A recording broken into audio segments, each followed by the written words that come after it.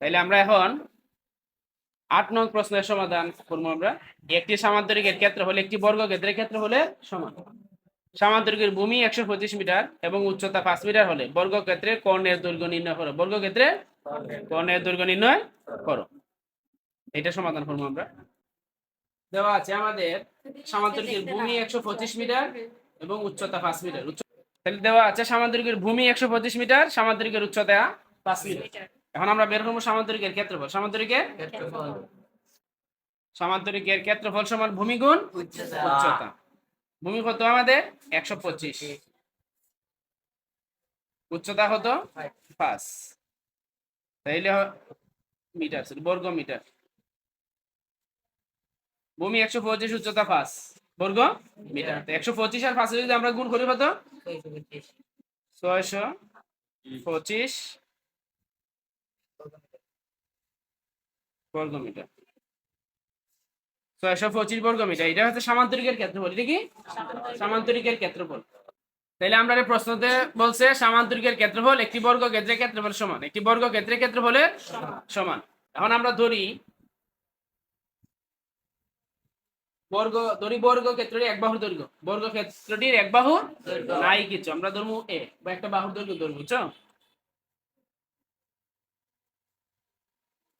এ বর্গক্ষেত্রের এক বাহুর দৈর্ঘ্য এ। তাহলে বর্গক্ষেত্রের ক্ষেত্রফলের সূত্র কি? বর্গক্ষেত্রের এক বাহুর দৈর্ঘ্য ধরলাম এ, বর্গক্ষেত্রের ক্ষেত্রফলের সূত্র বাহু স্কয়ার। কি বাহু স্কয়ার মানে এ স্কয়ার, মানে কি এ স্কয়ার। এটা হচ্ছে বর্গক্ষেত্রের ক্ষেত্রফল। এটা হচ্ছে বর্গক্ষেত্রের ক্ষেত্রফল।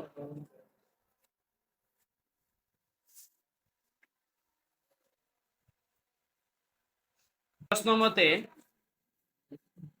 এ স্কয়ার সমান 625 হইব। এটা হচ্ছে সামান্তরিকের ক্ষেত্রফল, আর এ স্কয়ার যেটা এটা হচ্ছে বর্গক্ষেত্রের ক্ষেত্রফল। প্রশ্নের মধ্যে বলছে আমাদের সামান্তরিকের ক্ষেত্রফল সমান বর্গক্ষেত্রের ক্ষেত্রফল। এ আছে, এর উপরে আছে স্কয়ার। আমরা যদি ডান দিকে নিই রুট, তাইলে আমরা এখন 625 এর রুট করব। 625 এর রুট করলে আমরা পাইতেছি 25। কত 25। 625 এর আমরা রুট করলে কত পাইতেছি 25। এটা এর মান। এটা কিসের মান? আমরা আমাদেরকে বলছে বর্গক্ষেত্রে কর্ণের দৈর্ঘ্য বের করো। বর্গক্ষেত্রে কর্ণের দৈর্ঘ্য। বর্গক্ষেত্রে কর্ণের দৈর্ঘ্য সূত্র হচ্ছে √2a। এর মান কত পাইলাম 25। √2 আর 25 আমরা গুণ করব। √2 আর 25 গুণ করো।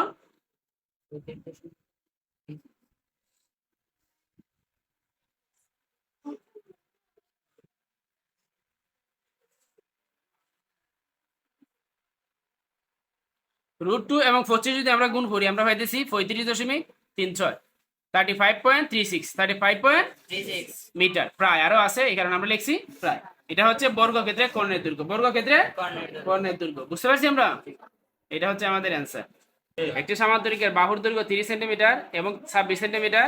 এর ক্ষুদ্রতম কোণটি 28 সেন্টিমিটার হলে অপর কোণের দৈর্ঘ্য নির্ণয়।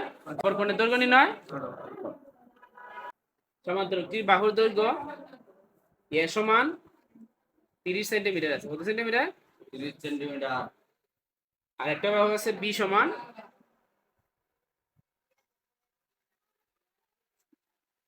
26 সেন্টিমিটার।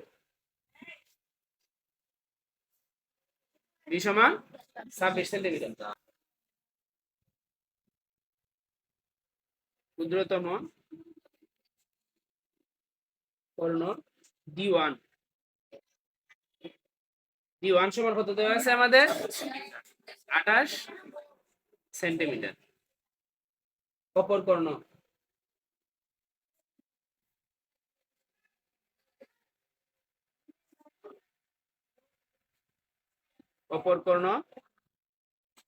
D2। অপর কর্ণ সমান ধরি আমরা, অপর কর্ণের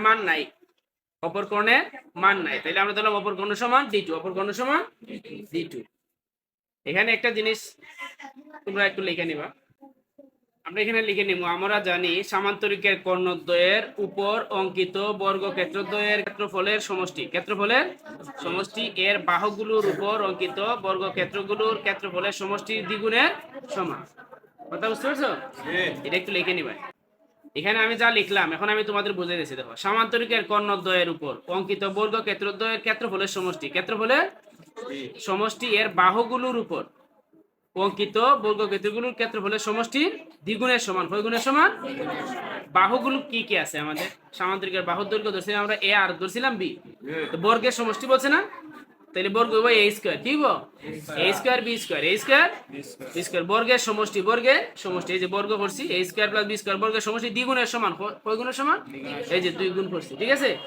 সামান্তরিকের কর্ণদ্বয়ের উপর, কর্ণদ্বয়ের উপর অঙ্কিত বর্গক্ষেত্রদ্বয়ের ক্ষেত্রফলের সমষ্টি, ক্ষেত্রফলের সামান্তরিকের কর্ণ D1 এবং D2 এর উপর অঙ্কিত বর্গ, এই যে স্কয়ার দিলাম, বর্গ স্কয়ার দিলাম, বর্গ। সামান্তরিকের কর্ণদ্বয়ের বর্গ, এই যে বর্গক্ষেত্রদ্বয়ে, তাহলে সামান্তরিকের কর্ণ D1 স্কয়ার মানে বর্গ, D2 স্কয়ার মানে বর্গ, তাহলে বর্গক্ষেত্রদ্বয়ের সমষ্টি, বর্গক্ষেত্রদ্বয়ের সামান্তরিকের কর্ণের দুইটা কর্ণের বর্গের সমষ্টি। আর ওই যে তোমার সামান্তরিকের বাহু দুইটার বর্গের সমষ্টি দ্বিগুণের সমান, বর্গের সমষ্টি দ্বিগুণের সমান। কথা বুঝতে পারছো? সামান্তরিকের কর্ণের কর্ণদ্বয়ের বর্গের সমষ্টি, এই যে কর্ণ দুইটা না, বর্গের সমষ্টি।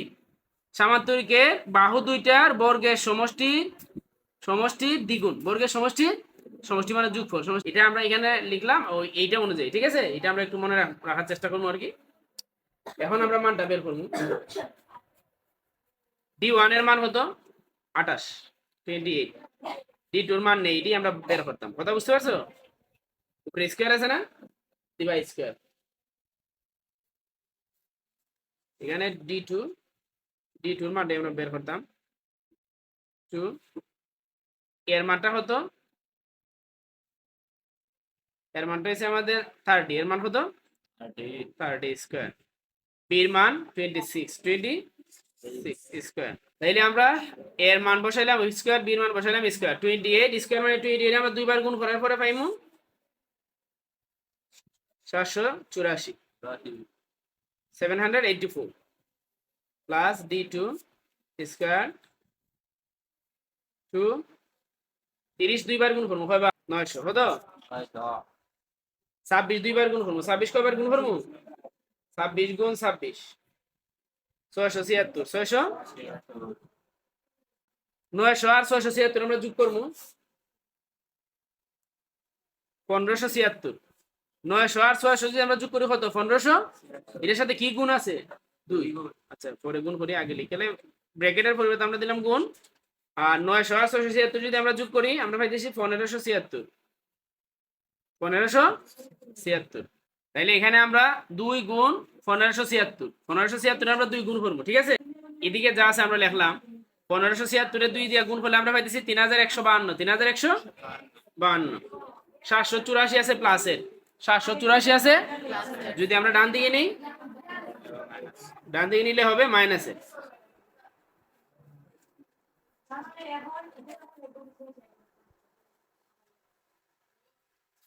3152 থেকে 784 বিয়োগ দেও 2368, 2368। 3152 থেকে 784 বিয়োগ দিলে 3152 থেকে 784 বিয়োগ দিলে 2368 স্কয়ার আছে এটা। ঠিক আছে, স্কয়ার যদি আমরা ডান দিকে নেই রুট, স্কয়ার যদি আমরা ডান দিকে নেই রুট। ঠিক আছে নি? 2368 আমরা যদি রুট করি তাইলে আমরা পাইতেছি 48, 48.66, আরো আছে আমরা 2 করে রাখলাম দশমিকের পরে। এত সেন্টিমিটার, এত সেন্টিমিটার প্রায়, এত সেন্টিমিটার প্রায়। বুঝতে পারছি আমরা? পারমু? সহজ না কঠিন? অতএব অপর কোণের দৈর্ঘ্য 48.66 সেন্টিমিটার প্রায়। বুঝতে পারছি সবাই? এখন আমরা 10 নং প্রশ্নের সমাধান করব। একটি রম্বসের পরিসীমা 180 সেন্টিমিটার এবং ক্ষুদ্রতম কর্ণটি 54 সেন্টিমিটার। এর অপর কর্ণ এবং ক্ষেত্রফল নির্ণয় করো। অপর কর্ণ এবং ক্ষেত্রফল নির্ণয় করো। মনে করি এবিসিডি একটি রম্বস, এবিসিডি একটি রম্বস যার কর্ণ দুইটি এসি এবং বিডি, এসি এবং বিডি পরস্পর অবিন্দুতে ছেদ করেছে, অবিন্দুতে ছেদ করেছে। রম্বসটির ক্ষুদ্রতম কোণের দৈর্ঘ্য D1 সমান 54 সেন্টিমিটার। D1 সমান 54 সেন্টিমিটার এবং বৃহত্তম কোণের দৈর্ঘ্য D2। বৃহত্তম কোণের দৈর্ঘ্য D2। তাইলে রম্বসের পরিসীমা দেওয়া আছে প্রশ্নতে। রম্বসের কি দেওয়া আছে? রম্বসের পরিসীমা দেওয়া আছে 180 সেন্টিমিটার। 180 আমরা রম্বসের এক বাহুর দৈর্ঘ্য বের করব। রম্বসের বাহুর দৈর্ঘ্য বের করব। রম্বসের বাহুর দৈর্ঘ্য বের করতে গেলে পরিসীমা দেওয়া আছে 180। 180 আমরা সাইড দিয়ে ভাগ করব। কত দিয়ে ভাগ করব? সাইড দিয়ে ভাগ করলে আমরা রম্বসের বাহুর দৈর্ঘ্য পাবো। ঠিক আছে? সাইড দিয়ে যদি আমরা 180 এ ভাগ করি তাহলে পাইতেছি 45 সেন্টিমিটার। 45 পরিসীমা তো সাইড বাহুর যোগফল। রম্বসের পরিসীমা কয় বাহুর যোগফল? তাহলে এক বাহুর দৈর্ঘ্য বাইর করতে গেলে আমরা কত দিয়ে ভাগ করব? সাইড দিয়ে। তাহলে রম্বসের বাহুর দৈর্ঘ্য পরিসীমার আমরা সাইড দিয়ে ভাগ করলে পাইতেছি 45 সেন্টিমিটার। এটা রম্বসের বাহুর দৈর্ঘ্য। রম্বসের বাহুর দৈর্ঘ্য। তাইলে এইটা আমরা একটু লিখে নিব আর কি। রম্বসের কর্ণদ্বয়ের উপর অঙ্কিত বর্গক্ষেত্রদ্বয়ের ক্ষেত্রফলের সমষ্টি এর এক বাহুর উপর অঙ্কিত বর্গক্ষেত্রের ক্ষেত্রফলের 4 গুণের সমান। রম্বসের কর্ণদ্বয়ের উপর, কর্ণদ্বয় মানে কর্ণ দুইটার উপর অঙ্কিত বর্গক্ষেত্রদ্বয়ের ক্ষেত্রফলের সমষ্টি। ক্ষেত্রফলের সমষ্টি বর্গক্ষেত্রদ্বয়ের ক্ষেত্রফলের সমষ্টি। তাহলে D1 স্কয়ার D2 স্কয়ার। কর্ণ তো দুইটা। কর্ণ কয়টা? দুইটা কর্ণের উপর অঙ্কিত বর্গক্ষেত্র। কি ক্ষেত্র? বর্গক্ষেত্রের সমষ্টি। বর্গক্ষেত্রফলের সমষ্টি। এই যে কর্ণ একটা, এটা বর্গ, কর্ণ আরেকটা, এটা বর্গ। দুইটা ক্ষেত্রফলের বর্গক্ষেত্রের ক্ষেত্রফলের সমষ্টি মানে দুইটা যোগফল। দুইটা কি? যোগফল। এই সমষ্টির সমান বর্গক্ষেত্রের ক্ষেত্রফলের 4 গুণের সমান। এর এক বাহুর উপর রম্বসের বাহু কত পাইছিলাম আমরা? এ। রম্বসের বাহু কত পাইছিলাম? রম্বসের বাহুর দৈর্ঘ্য এ সমান কত পাইছিলাম আমরা? 45 সেন্টিমিটার। কত সেন্টিমিটার? 45 সেন্টিমিটার। রম্বসের বাহুর দৈর্ঘ্য এ সমান কত পাইছিলাম? 45 সেন্টিমিটার। তাহলে রম্বসের ক্ষেত্রফল a স্কয়ার। কি স্কয়ার? a square. তাহলে এক বাহুর উপর অঙ্কিত বর্গক্ষেত্রের ক্ষেত্রফলের 4 গুণের সমান। 4 গুণের, তাহলে রম্বসের এক বাহুর উপর অঙ্কিত বর্গক্ষেত্রের ক্ষেত্রফল। তাহলে এক বাহু আছিল এ, এর এক বাহুর উপর অঙ্কিত বর্গক্ষেত্রের ক্ষেত্রফল হচ্ছে a স্কয়ার। এক বাহুর উপর অঙ্কিত বর্গক্ষেত্রের ক্ষেত্রফলের সূত্র কিটা? a square. এর একটা বাহুর উপর যে বর্গক্ষেত্র হইব, এই বর্গক্ষেত্রের ক্ষেত্রফলের সূত্র হইব a স্কয়ার। কি হইব? কারণ বাহুর দৈর্ঘ্য a, তাহলে বর্গক্ষেত্রের বাহুর দৈর্ঘ্য যদি হয়, ক্ষেত্রফলের সূত্র কিটা? a square. কইছে ক্ষেত্রফলে 4 গুণের সমান। কয় গুণের সমান? এই যে a স্কয়ারের সাথে 4 গুণ হইব। কয় গুণের সমান? 4 গুণের সমান। কয় গুণের সমান? 4 গুণের সমান।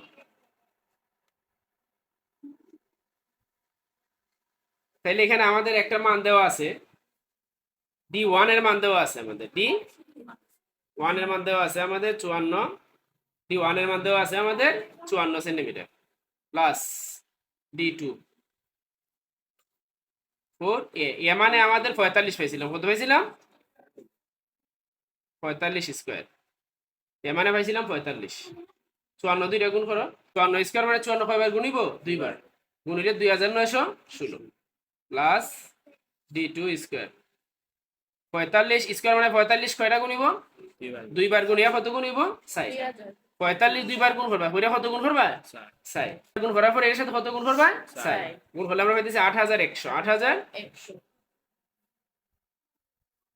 2916 আছে প্লাসে, ডান দিকে নি লইব মাইনাসে 2916। 8100 থেকে 2916 বিয়োগ দাও। 8100 থেকে 2916 বিয়োগ দিলে 5184। স্কয়ারটা আছে, স্কয়ার যদি আমরা ডান দিকে নেই রুট 5184। আমরা 5184 এর রুট করলে কত পাইতেছি? 5184 এর যদি আমরা রুট করি আমরা পাইতেছি 72। 5184 এর রুট করলে আমরা পাইতেছি 72 সেন্টিমিটার। এটা D2। D2 মানে কি? অপর কর্ণ। D2 মানে অপর কর্ণের দৈর্ঘ্য। D2 মানে কি? বৃহত্তম কর্ণের দৈর্ঘ্য। D2 মানে বৃহত্তম কর্ণের দৈর্ঘ্য। এখন আমরা রম্বসের ক্ষেত্রফল বের করতাম। কি বের করতাম? অতএব রম্বসটির ক্ষেত্রফলের সূত্র কি? Half into D1 D2। Half into রম্বসের ক্ষেত্রফলের সূত্র হচ্ছে হাফ ইন্টু D1 D2 বা হাফ ইন্টু কর্ণদ্বয়ের গুণফল। হাফ ইন্টু কর্ণদ্বয়ের গুণফল। D1 এর মান কত পাইছিলাম আমরা? 54। আর D2 এর মান পাইলাম 72। 2 54 মধ্যে ভাগ করো, 2 54 মধ্যে ভাগ করলে খবর যায়, 2 54 মধ্যে ভাগ করলে যায় 27 বার, 27। 72 আর 27 আর 1 তো আর প্রয়োজন নাই, 72 আর 27 গুণ করো। তাইলে আমরা 27 আর 72 যদি আমরা গুণ করি আমরা পাইতেছি 1944, 1944। 27 আর 72 যদি আমরা গুণ করি আমরা পাইতেছি 1944, 1944 বর্গ সেন্টিমিটার। বুঝতে পারছো সবাই? এটা আমাদের রম্বসের ক্ষেত্রফল, এটা আমাদের রম্বসের ক্ষেত্রফল 1944 বর্গ সেন্টিমিটার। পারবো না আমরা? সহজ না কঠিন? সহজ।